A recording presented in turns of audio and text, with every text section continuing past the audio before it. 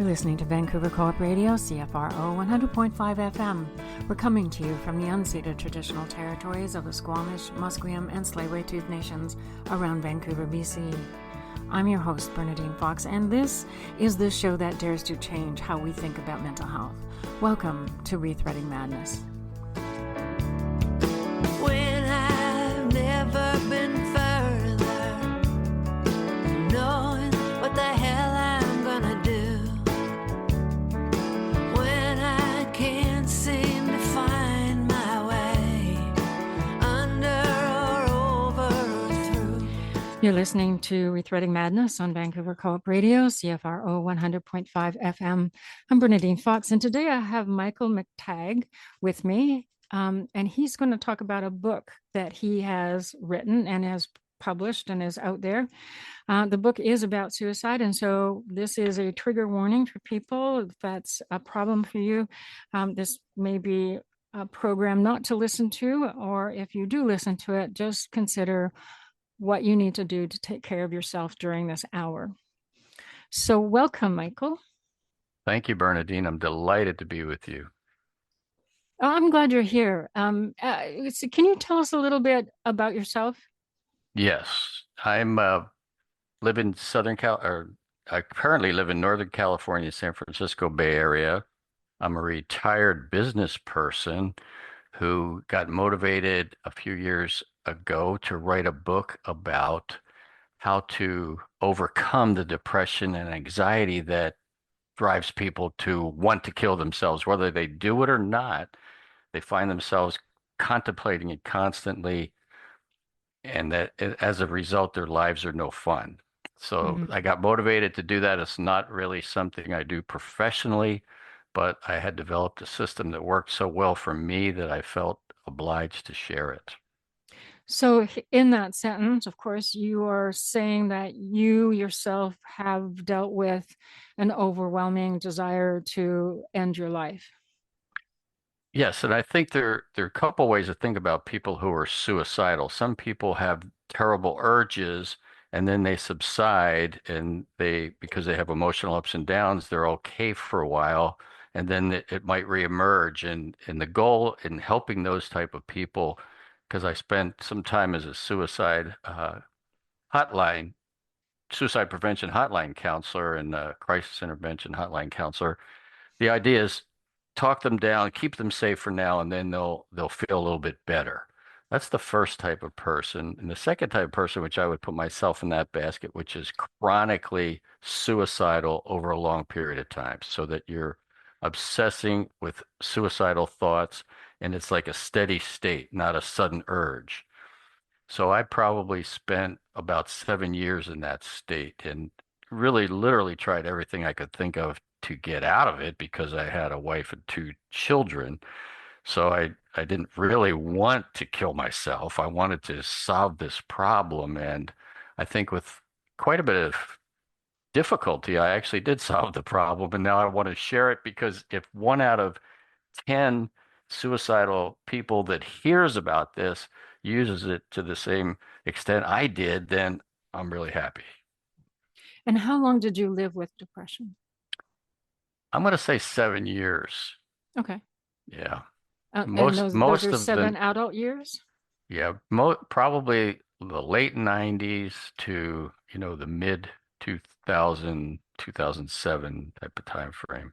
Mm-hmm. And did you attempt to suicide? I never did. I was chicken.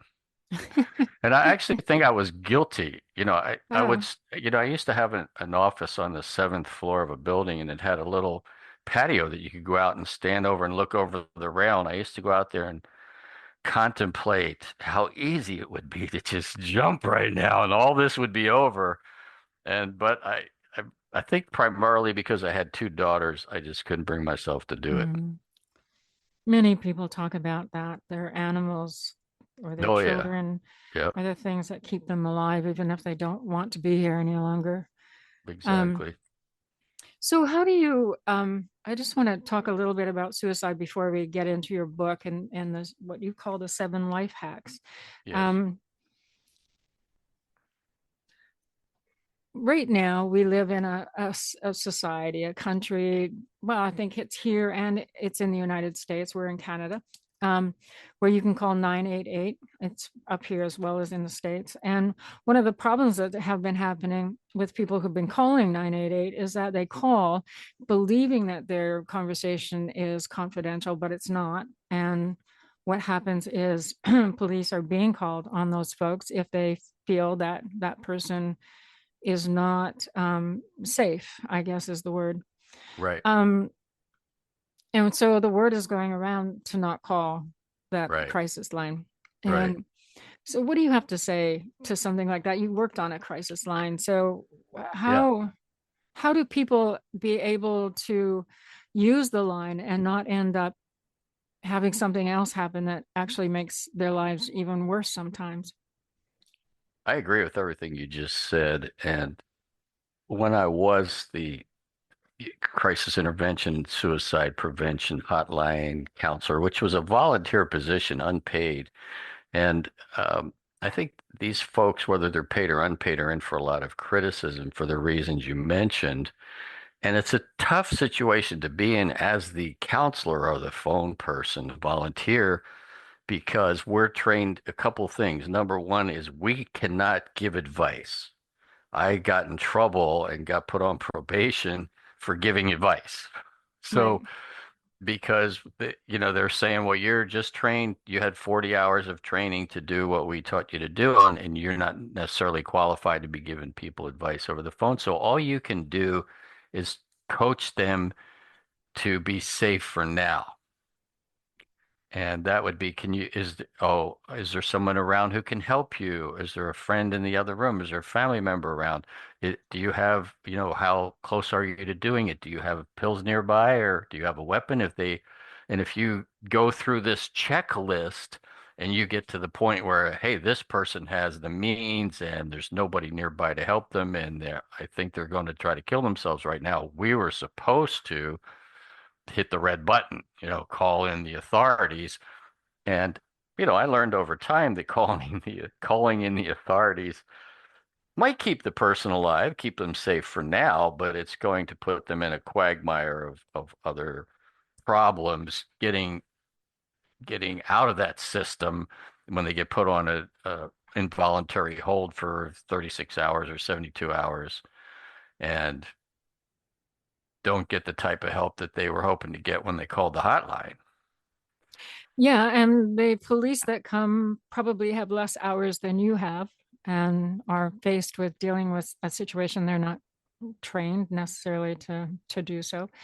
And of course, we know that people who go into psych wards uh, involuntarily are often come out much more traumatized than they were before they got there.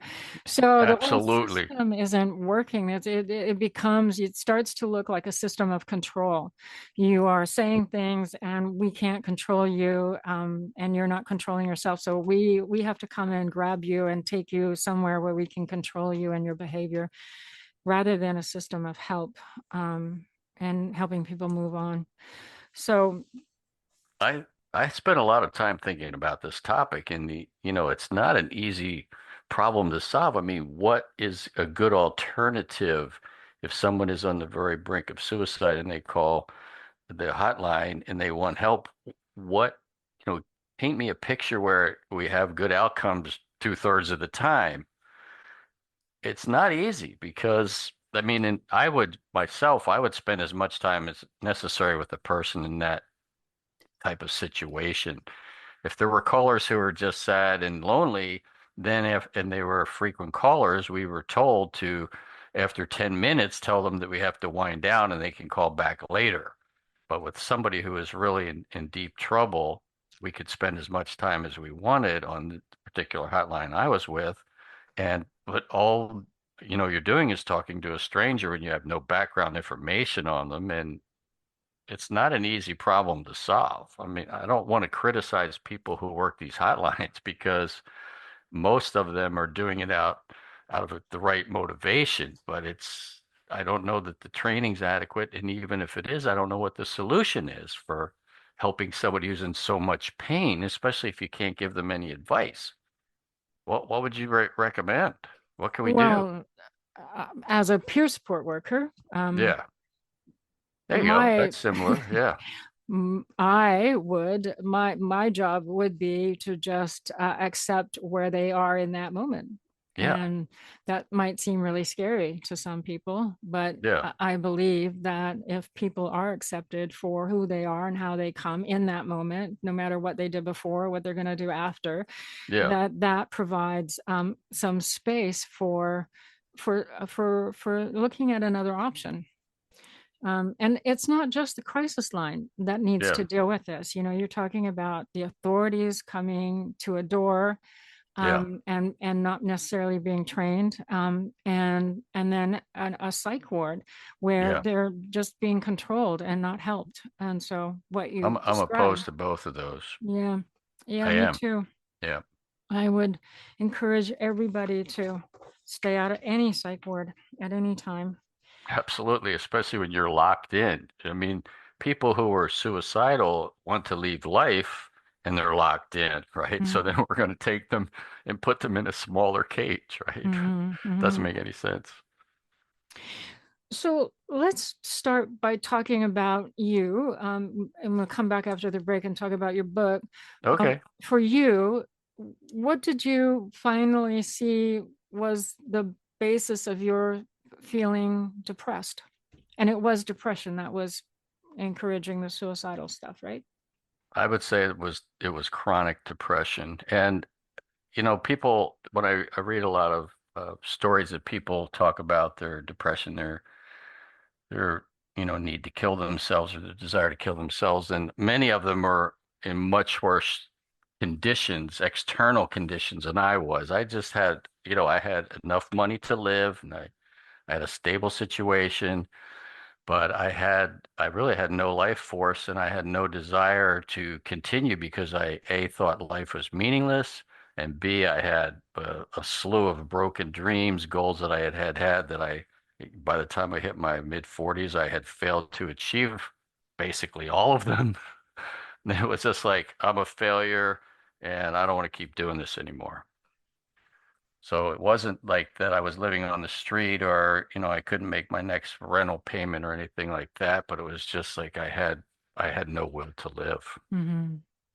And I think a lot of people don't truly understand what can happen when you lose that, and you can't find something to grab onto. It's kind of terrifying, I would imagine, It to is. be in It's that it's I place. felt like an astronaut in a spacesuit who got untethered from the space station and was just floating out Oh there my God. in the great void. That was me. Wow. Yeah. So, you did something. Where did you learn to do these things that you did? We'll talk about them in a bit, but where did you learn these 7 life hacks? So I tried therapy, talk therapy, and I tried meds for a while, some antidepressants, and I read. I'm a voracious reader, so I probably read, I'm looking at them right now, probably 25 books on either spiritual things or topics like beat the blues or, psychic freedom or overcoming depression, feel better fast, etc. So I devoured many of these books. And I think that probably picking and choosing certain elements of things I learned from books is probably as valuable as anything. This is before the internet and podcasts were so available, back then. YouTube was just nascent. So there weren't those vehicles that you can get now. Right. So in all the reading, was that I sorry. It sounds like even all the voracious reading didn't give you answers, and the meds weren't giving you answers. Right, right. Did you ever go to something like ECT? Yeah, I actually tried, you know, tapping and things like that. I mean, I was open to anything because I've always had an interest in metaphysics. So nothing was too far out or woo-woo for me in terms of trying to figure out how to feel better. I mean, Hmm. I remember those days I'd be driving down the freeway on the way home from work or whatever, and I'd just look at my eyes in the rearview mirror of the car and I go, why do I just feel like everything isn't all right? Hmm. Nothing's right. So I got obsessed with the idea that I had this, I'm going to say shit show or shit storm of negative thoughts pouring into my head. And I got obsessed with the idea of where do they come from?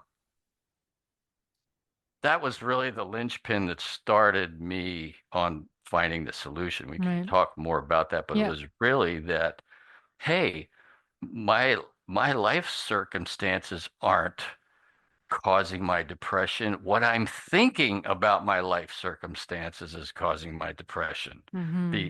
The lens through which I'm looking at everything is what's depressing me. Hmm. That's That interesting. that was the beginning of it, of the solution. And I'd say it took me a couple years to really get to where I got, and I'll look forward to explaining it to you because the initial reaction somebody might have when I tell you what I'm going to tell you is, "What? That's no, you can't do that. That's ridiculous. You're not processing your issues." Yeah. So I look forward to talking about Well, that, and you let's can do ask that. Yeah. questions. We're Okay. gonna have to take a little break, folks, but we'll be right back with Michael, and he's going to tell us these things. Hi, folks. This is Steve Ferguson, your 21st century schizoid man, and I'm the host of Prog Rock Alley, inviting you to come down and listen to our show every week at Monday, 1 a.m., the very end of the weekend. We will be looking at all forms of progressive rock. I'm talking about space rock, art rock, math rock, fusion jazz. You want it? I got it. Just name it. I'll play it. We'll see you again. That's here on CFRO 100.5 Co-op Radio, Monday mornings, 1 a.m. You're listening to ReThreading Madness on Vancouver Co-op Radio, CFRO 100.5 FM. I'm Bernadine Fox, and I'm on the program here with Michael McTagg talking about Hang on. suicide.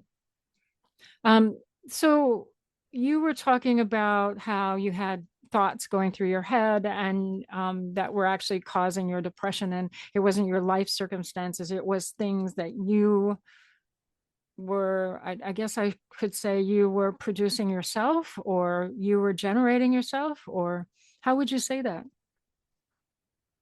Could you repeat that, please? My wife just called me, and I'm trying to tell her I'm on a call. Oh, okay, that's okay. Sorry. I'm not sure where to go. Let me just come right back in, okay? Okay. Yeah. All right, she knows you're on a call? Yeah. Okay. Let me just turn my phone off too.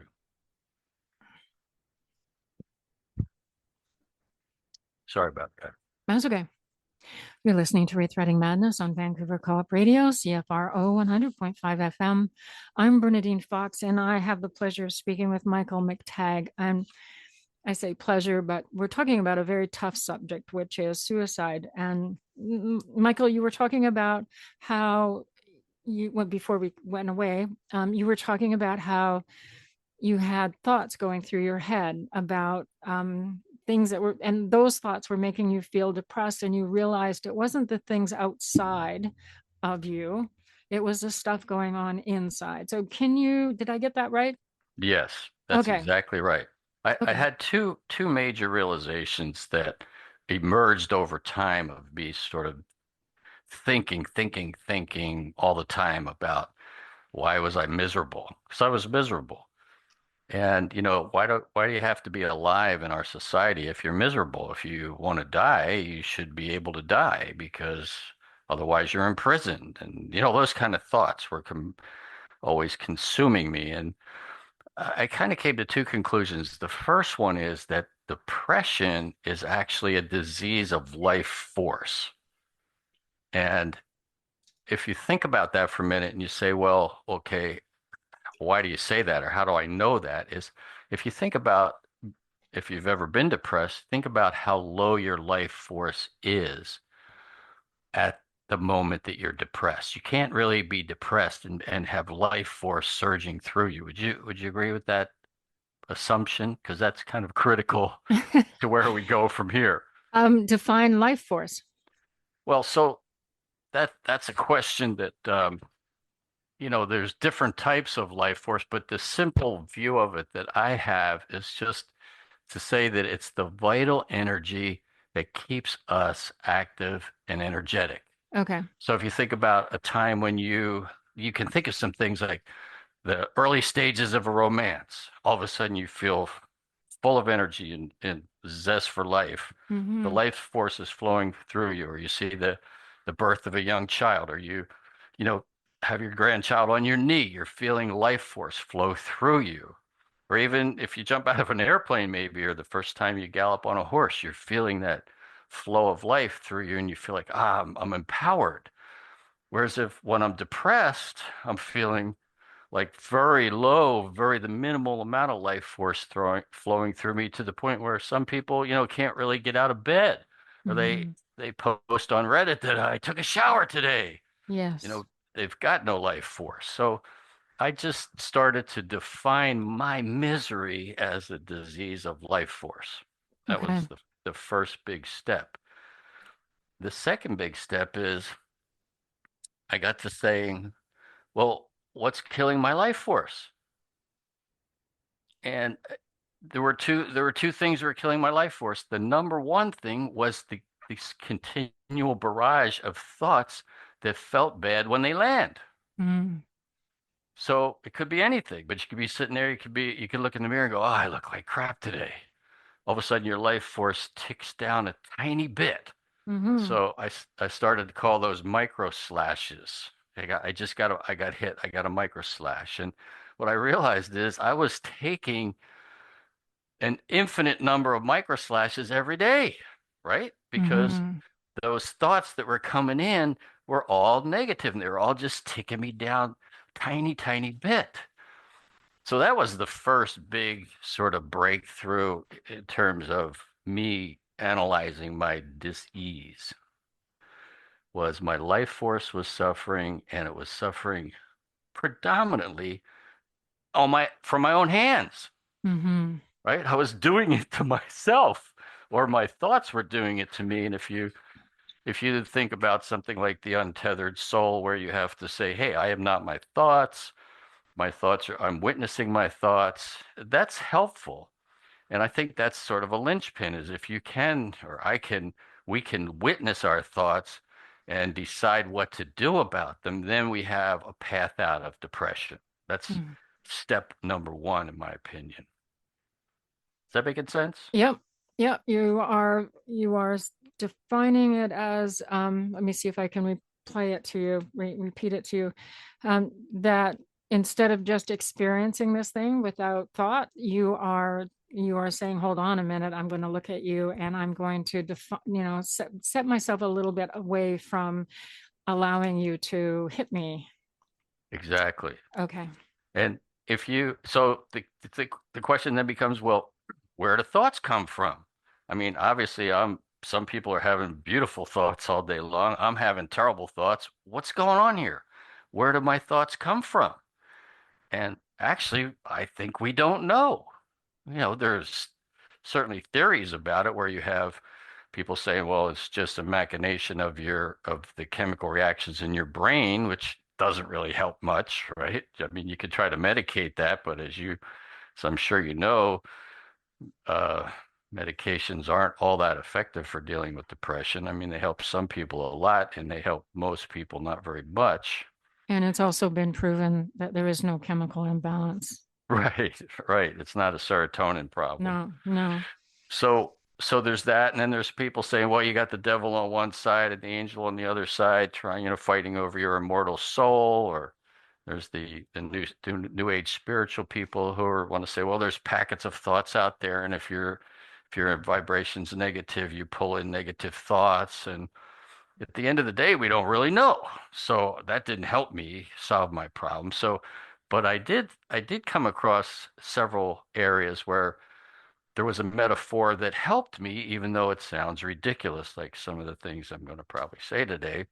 And I saw it first from Carlos Castaneda and his books about this Toltec sorcerer named Don Juan, and he's very spiritual in a way, this this whole Don Juan series, but he talks about something called the foreign installation, which he says is a parasite that basically is a non-physical entity that's feeding off your life force.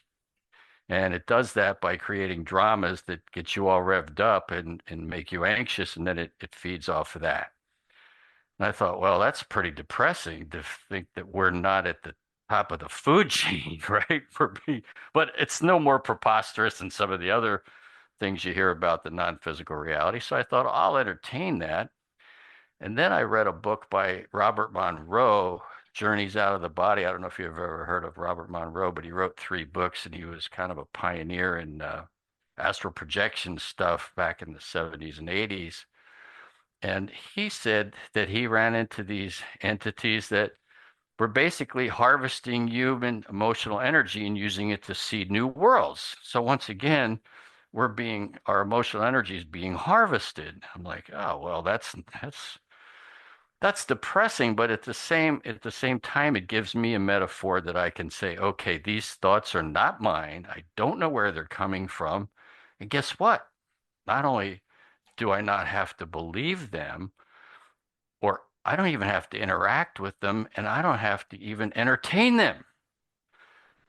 So this is the part that people are going to maybe think is a little goofy, but I got to the position where I said, any time a thought comes in, a micro slash that hurts me and takes down my life force, I have to immediately repudiate it. Doesn't matter. So I call it bitch slapping the beast. It doesn't matter what the thought's about. The contents, you're not allowed to think about the contents. Any thought that comes in, as long as you're monitoring, hack one, monitor your life force. If it ticks down, something just happened. To make it tick down, you have to immediately do something to make it tick back up. And what kinds of things would you do? So let's say I do this all day long still. Let's say I have a thought right now that's like, oh no, I have to pay that bill. Well, of course I have to pay that bill. But I had that thought and my life force ticked down. I go, shut up. That's all. Just shut up. I didn't ask you if I had to pay the bill. So right now we're just dealing with my head. We're not dealing with anybody external, right? Mm-hmm. So see if you can think of a thought that you have in the course of the day that ticks your life force down, and I'll tell you what to say. You want me to come up with something I say? A thought where you tick your life force down. Most of us have this. Most of us have this. Absolutely. I'm sure everybody is listening can come up with one probably faster than me. Let's say that I didn't handle something well. You didn't handle that well. Yeah. So instead of engaging and saying, well, I could have handled it better, but blah, blah, blah, blah, blah. And you got this voice, you call it your roommate if you want, talking to you, criticizing you, and you feel like you have to defend yourself. No, it says, oh, I should have done it better. I just say, shut up. I didn't ask you. And it's over. You know, you're reminding me of something that and I'm just gonna sort of share it here.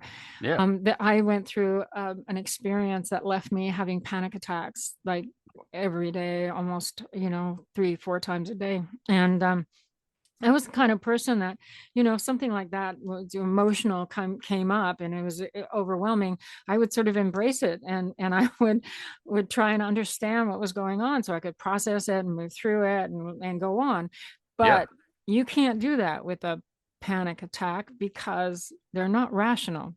Right. And so when I embraced it, the only thing I did was make it worse and intensify it even more. And that meant that I was having more and more of them, and they were longer and they were worse. And I was just making it worse. And so what you're talking about here is exactly what I ended up having to do, which when I started to have a panic attack, I would just get up and do something else. and Oh, just go away from fascinating. it. And the panic attacks have lessened to a huge degree. But it's kind of Excellent. sounds like the same thing that you're talking about, not giving it energy, not feeding it. It's very similar.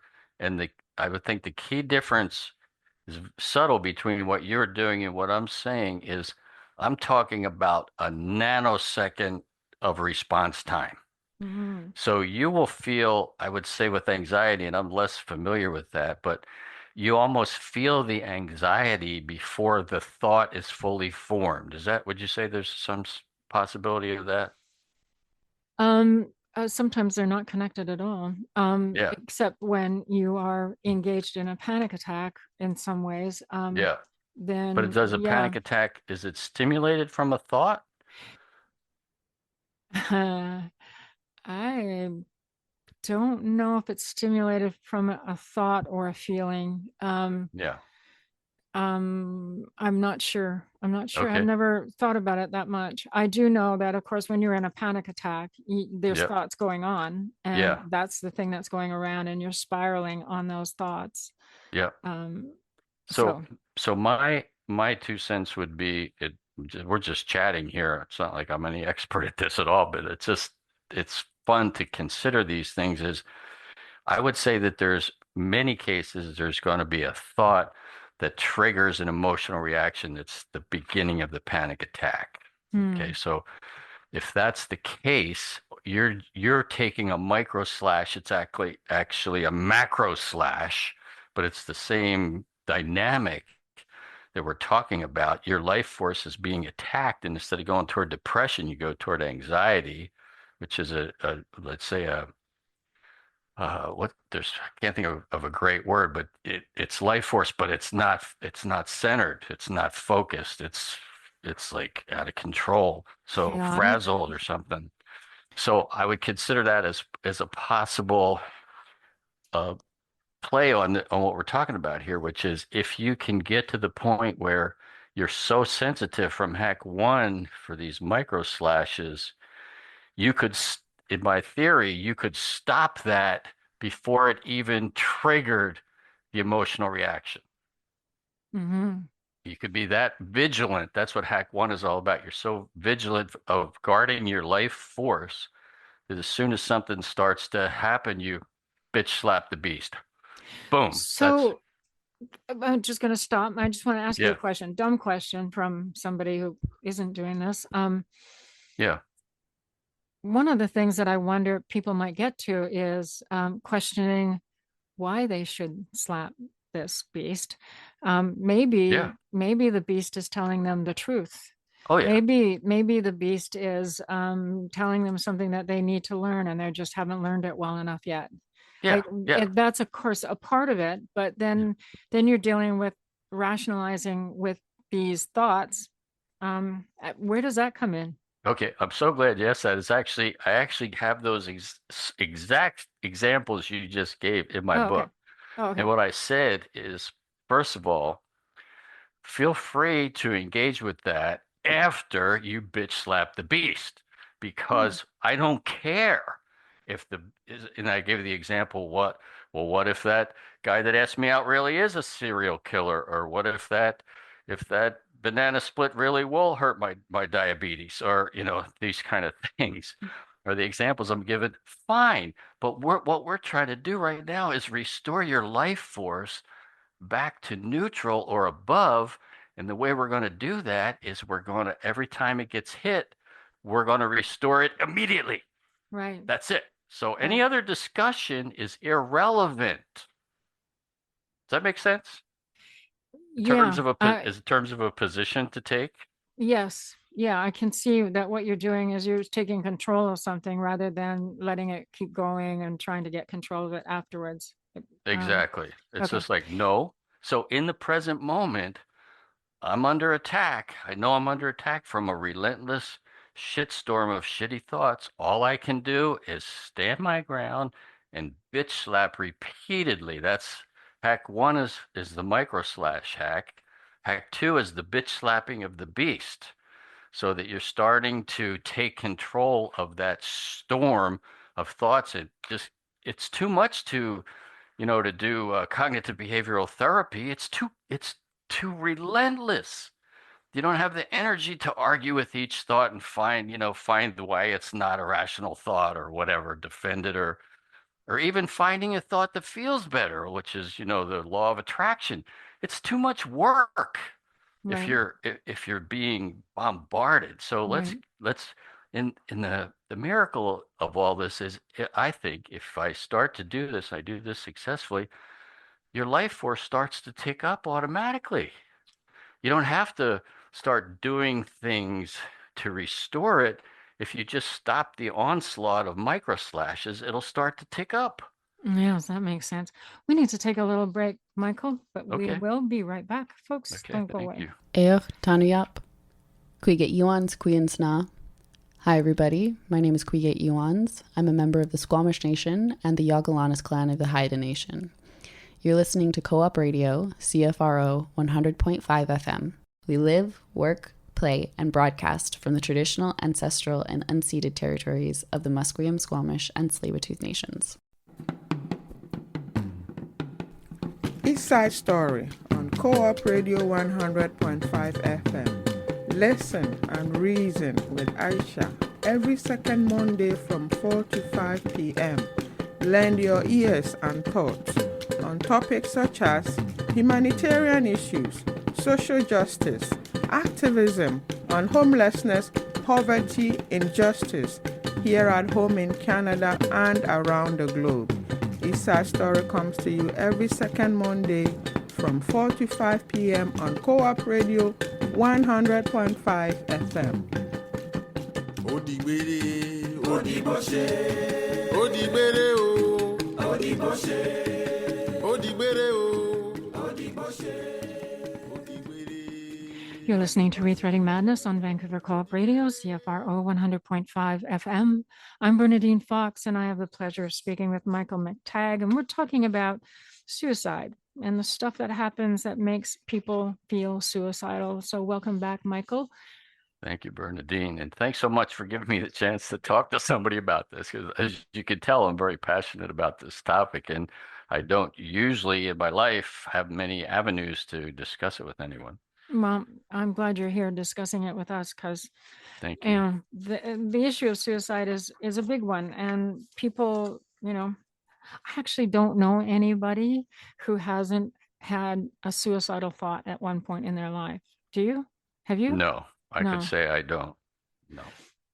So let's get back. We're not going to have time to talk about all 7 of the life hacks, but of course Yep. they're in your book, which is called Unleash the 7 Life Hacks to Crush Depression and Anxiety Now.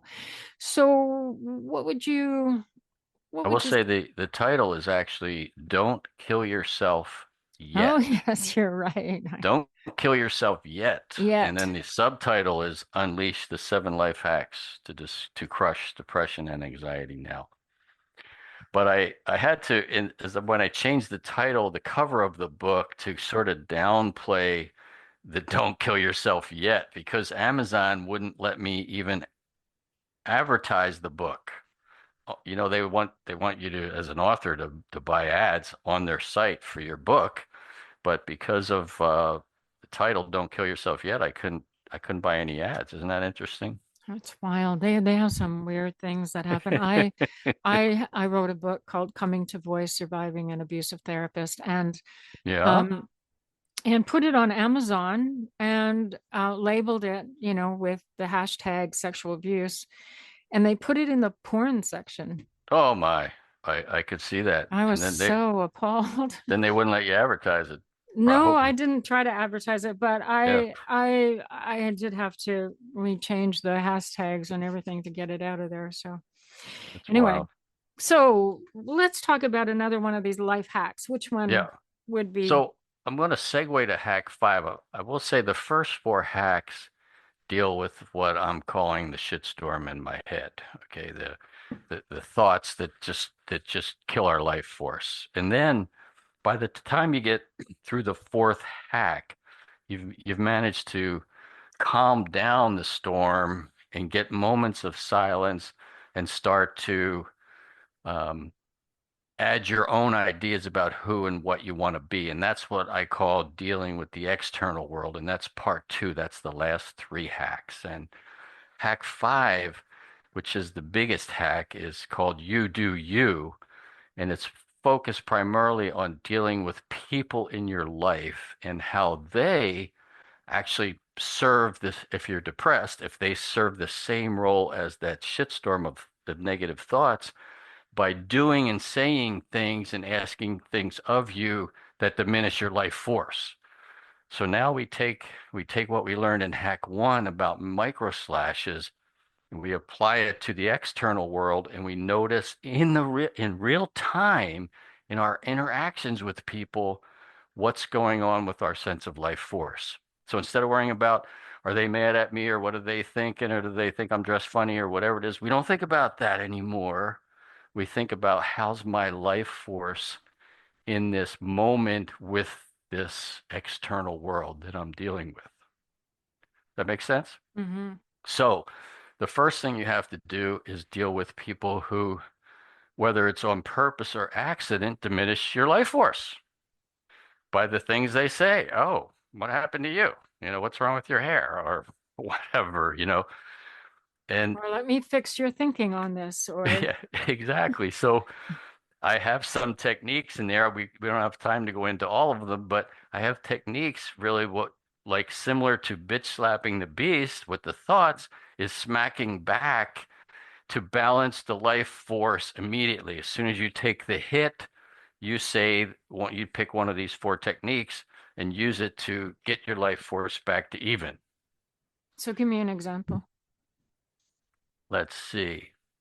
Well, so there's of the 4 techniques, there's 2 of them. There's the smack back and the high road smack back. Okay, so let's say you're out to dinner with your significant other, and they bring your food and it's overcooked. Okay, and you say, "Oh man, my steak's overcooked." And your date says, "All you ever do is complain about all you ever do is complain. Why don't you just eat your dinner?" Oh, so you just took a hit there, right? Your life force ticks down a little bit. You've been attacked, your life force is diminished. So what are you going to do to get it back to even? Well, a typical smack bag, especially if you're angry and you've been doing a lot of bitch slapping with your thoughts, is to say something like, "Yeah, what am I complaining about? This is better than anything you've ever cooked," right? Boom, you're back to even, right? Or the high road smack back is, okay, I don't need to actually punch them in the nose. I'll just say something like, "Gee, what are you criticizing me for? I just commented that my steak's overcooked. Did that get you back to even? If it got you back to even, then it's a good smack back." Does that make sense? Yeah, I think I'm having a hard time with the term smack back. Yeah. But that's just me. Well, let me say something about Okay, that. sure. This is a key question on this whole thing, because it's going to off-put a lot of people. I'm talking about, an inanimate object feeding you shitty thoughts. I'm talking about bitch slapping. I'm talking about smacking back. The reason I put it like this is because people who are chronically suicidally depressed are at the bottom of the emotional scale. And if you're trying to take somebody from the bottom of the emotional scale and all of a sudden move them up to peace and harmony, it's too big a jump, right? So my rationale here in the system is, no, the next step has more life force than chronic depression is anger. So we're going to stir up a little anger in order to get the life force flowing. After a while, you don't need it. You can use the high road smack back and call it something else, the evener or something. But in the beginning, when you're so beat down, you're used to just taking those hits. You have to get riled up. That's my thinking anyway. Mm-hmm. No, I hear What do that. what do you think? So you do this sort of smack back where you are explaining to them, how did you put it? It's No, my din- there's no explaining. That's the key thing. I'm glad you asked that, because Okay. the main thing is, it's not what's happening in the external conversation. It's what's happening to your life force, right? So it doesn't matter to me what you say to that person as long as your life force is restored. So you get to decide what's it going to be? Do I have to be nasty or can I be generous of spirit? But the main thing is you can't leave that moment without getting back to even if you want to get back to neutral and beyond. Basically pull yourself out of depression. Right. Is that making sense or am I nuts? I mean, we're in the dialogue here. I want you to attack me if you think I'm I, nuts. I have no qualifications with which to decide whether or not you're nuts. Neither do I. No, but I hear what you're saying, but I also know as you're talking that I'm getting at that I do things, I'm doing those kinds of things, and it has taken me a while to figure out how to do them because Hmm. but I do them in a different way. So I, Like what? What do you do? I'm not sure I've ever actually explained this. Hmm. I will sort through who they are, who I am, and it may not be, I rarely do it on the spot. Hmm. And I figure out how to interact with them in such a way as to make sure the message is clear. Don't do that again. So I So, would say your life force is much higher to be in that, to have the mental strength to do that. You're already neutral or above, uh, right? Wouldn't you say? I don't know. I'm still trying to place myself in what you're talking about. So, Okay. Hmm. but I do know that I would rather be in the position I'm in terms of doing what I do because it's much more accurate. It's much more, for me, it's much more Yeah. accurate. It's a precision. It's uh, it means that you're not causing more harm. You're just simply, literally, going and going straight to that topic and making sure that that is heard and Yeah. that's recognized. So you're doing that would be like, I would call that a plus job of Oh, well, thank you. protecting your life force. Thank you. You're welcome. So, you were talking about smackback and high road smackback over a dinner. What else is in number Yeah. 5? So it has these 4 techniques where the person is learning to, the reader, let's say, or in case when I was doing it, learning to be alert in real time for external attacks on my life force, and how am I going to respond to protect it in the real time. The next sort of area is when people ask you to do something that you don't want to do. Like, for instance, hey, my boyfriend's coming this weekend. Can you take my 2 cats and the dog because he's allergic? And you're like, no, I can't say no because then she'll be mad at me. But I really don't want to take the 2 cats and dogs. So realizing that when they said that, again, your life force ticked down because you had to do something you don't want to do. And the effect that that has on your life force is more important than anything else because they're trying to get you out of this depression. So you have to realize it's not my circus, not my monkey, and represent yourself in the situation. So that's part 2 of you do you. Mm-hmm. And part 3 is, well, once you start doing this, after a while, you're getting emotional freedom because you're no longer controlled by your thoughts. You're not controlled by the words of others. You're not controlled by them trying to control you. So you have this emotional freedom, but then you start to feel, I want to say, a little bit detached from all the mayhem and the drama that humans create. So that was something that I personally experienced as I was developing this to solve my own depression. I was feeling, hey, I'm in the present moment. I actually feel pretty good. Mm-hmm. But people would come to me and try to, get me all riled up about something that was going on at work or at dance class or at school or wherever it was. And I just couldn't get whipped up. So I started to feel detached, and I said, how do I, if I think this is, folly. How do I control my folly and still maintain a connection to humans? So you have to develop, some amusement, some appreciation for the situation they're in. And I have like 4 or 5 suggestions of things. One of them is reflexive forgiveness, things that you do in order to stay connected without being sucked into the drama of the external world, which was killing your life force. And then the last 2 hacks, there's hack 6 and 7. Hack 6 is dealing with your daily grind, because a lot of us, it's not really dealing with the people so much as what our responsibilities are in maintaining our body in a physical, world, our house, our car, our possessions, our bills. So I talk about some options there to get a better handle on areas of your daily grind that are killing your life force.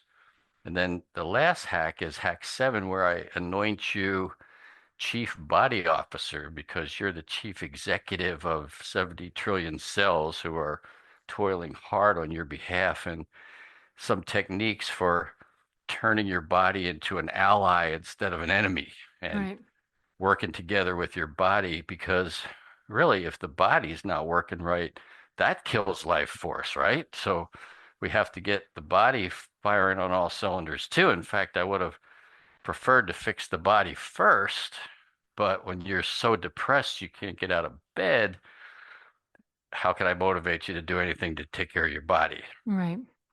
So we had to put that last. So it sounds to me that what you're talking about is coming at depression. Yes.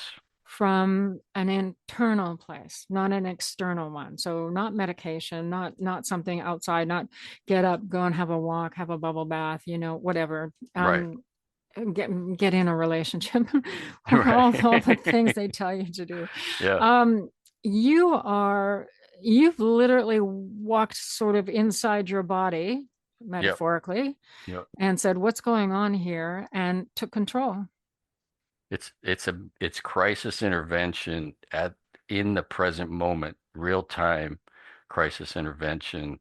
Yeah, in starting inside. And that means that you are taking personal responsibility for what is true for you and about you. Correct. Yeah. So there's no victim. There can't, at this point, and I talk about this at one point in the book, I think at the end of hack 5, you're nobody's victim at this point. Right. Once you do these hacks, you stand completely in charge of your own life force, which is really a great outcome. Yes, absolutely. It's the outcome, that if you ask any mental health professional, that is basically what they're hoping will happen for their clients. We have to take not just a break, but we have to go, Michael. Oh, We've run out of time. I'm so sorry. But tell us again, what is the title of your book and where can people get it? So there's two things you can do. You can get the book on Amazon, and it's available on other places too. I think Apple, and I don't know, all the places you can get ebooks. It's available, but it's called Don't Kill Yourself Yet. If you just search that on Amazon, you'll find it. And also on YouTube, with the help of my daughter, I created a YouTube site where we took the audio book and turned it into a video book in 2D animations. And that's on YouTube at #7 and then Life Force Hacks, LIFEFORCE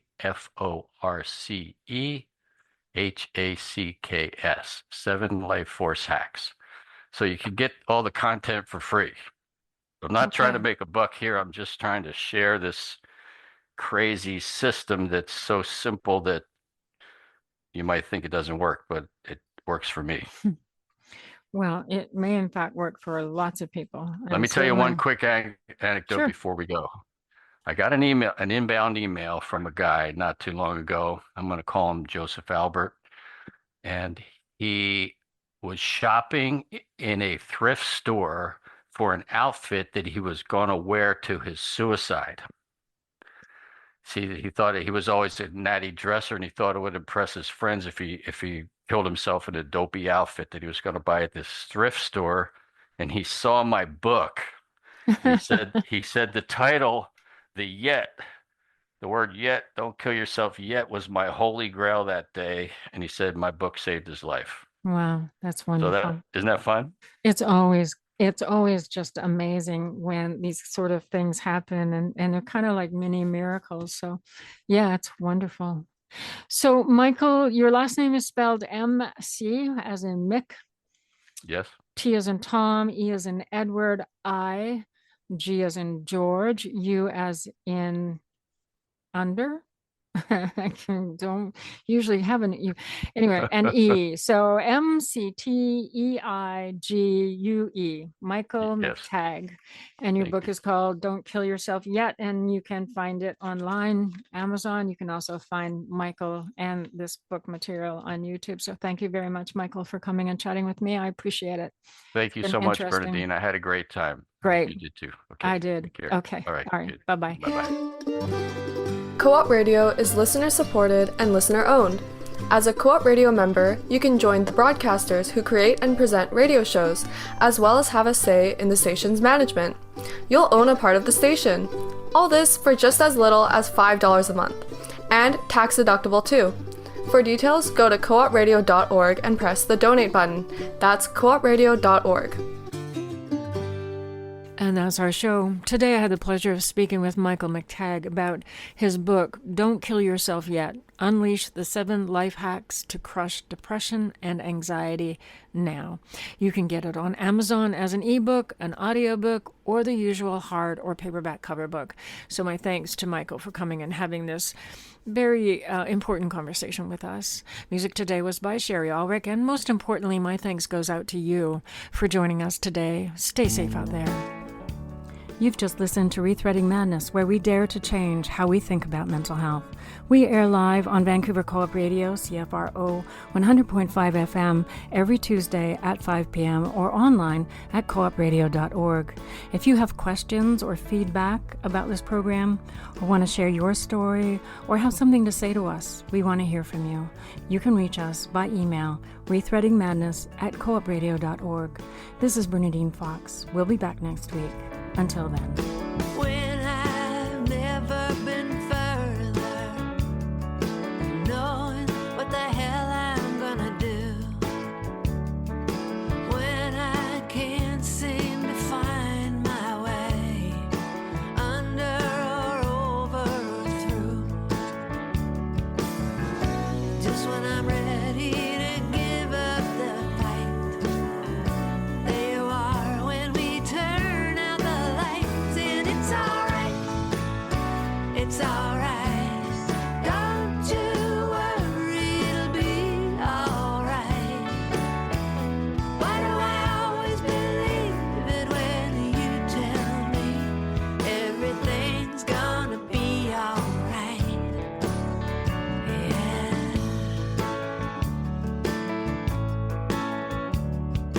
Why don't I wonder how you know? Well, surely you don't have all of the facts. You could be just making it up. Why don't I ever think of that? It's some kind of magic in the words that you breathe, saying, baby, take it from me. It's alright, it's alright, don't you worry, it'll be alright. Why do I always believe it when you tell me everything's gonna be alright? Everything's gonna be alright. With anyone else, it's such a cliche.